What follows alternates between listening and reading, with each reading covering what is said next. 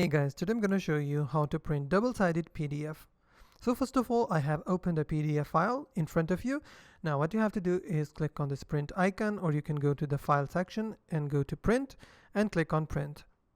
Now this tab will open, or this pop-up window will appear. From here, what you have to do.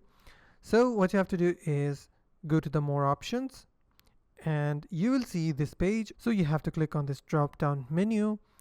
Now, first of all, what you have to do is select odd pages only. What it will do, it will only print odd pages, obviously. So if it has 10 pages, then it will print page number 1, page number 3, 5, 7, 9. So what you have to do is print all of the odd pages. Now, once you have printed all of the odd pages, then what you have to do is flip all the pages on your printer that have just printed out in the same sequence that they have printed out, which means print 1 will be on the bottom, print 2 will be on the top of print 1, and so on. Once you have set it up all the pages once again on the printer, now you have to select even pages only.